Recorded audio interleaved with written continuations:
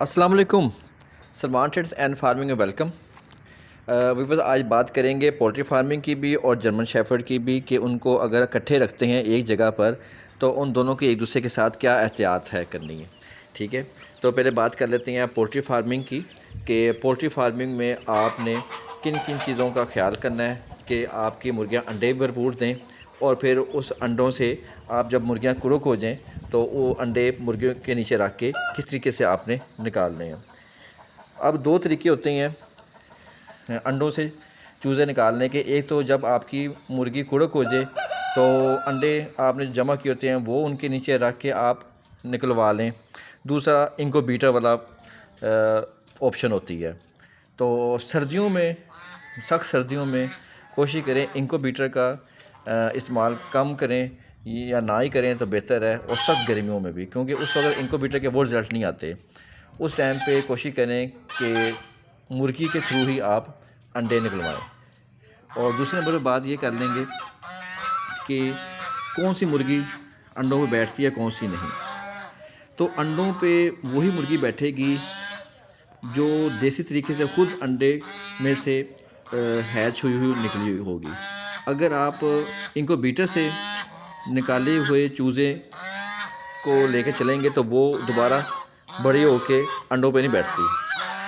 जो मुर्गी अंडों को खुद हैच करती है नेचुरल तौर पे, कुदरती तौर पे, उन्हीं का जो चूज़ा होगा जो बाकी मुर्गी बनेगी वही जब मुर्गी कुरुक होगी तो वो भी अंडों पे बैठेगी। तो कोशिश करें कि ज़्यादा से ज़्यादा आप देसी तरीके से ही मुर्गियों से अंडे हैच करवाएं। जो इंक्यूबेटर से हैच करवाते हैं वो दोबारा बड़े होके अंडों पे नहीं बैठती। और कोशिश करनी है कि इंक्यूबेटर का इस्तेमाल कम से कम करें। ज़्यादा से ज़्यादा आप कोशिश करें कि देसी तरीके से आप कर लें, वो ज़्यादा बेहतर है। उसके अलावा मुर्गियों की जो वैक्सीनेशन की बात कर लेते हैं। मुर्गियों की वैक्सीनेशन में आपने जब से ही अंडों में से बच्चे निकलते हैं तो आपने ND-IB देनी है। और उसके बाद हर महीने बाद ND-लासोटा आपने स्टार्ट कर देनी है। मुर्गियों को फार्म पे खुला छोड़े रखें तो उससे भी बीमारियां कम पड़ती हैं। और वैक्सीनेशन के बगैर आप पोल्ट्री फार्मिंग नहीं कर सकते। अगर छत पर या फार्म पर मुर्गियां रखते हैं तो कोशिश करें उनको ज़्यादा से ज़्यादा खुला छोड़ें और उनको बैलेंस डाइट दें जिसमें हरा भी हो और उसके अलावा दालें भी हों, गंदम भी हो। और 13 नंबर फीड अंडों के लिए बहुत बेहतरीन है।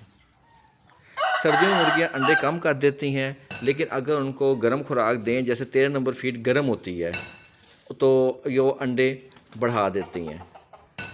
क्योंकि सर्दियों में उनको जो कीड़े मकोड़े होते हैं वो नहीं मिलते, वो दस्तयाब नहीं होते ज़मीन से, तो उनको प्रोटीन लेवल कम हो जाता है।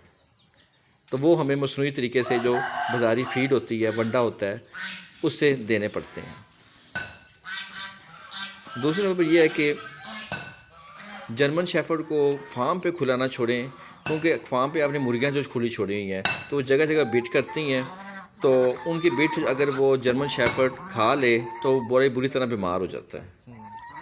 तो कोशिश करें कि जर्मन शेफर्ड को आप बांध कर ही रखें और वॉक करवाएं उसको 3 दफ़ा, लेकिन बाहर, अंदर नहीं। मुर्गियों में ब्रीडर बहुत ज़रूरी है। जैसे कि आपको स्क्रीन पर नज़र आ रहा है, ये ब्रीडर आप रखेंगे तो आपकी पोल्ट्री फार्मिंग भरपूर तरीके से अच्छी चलेगी। ब्रीडर बहुत ज़रूरी है।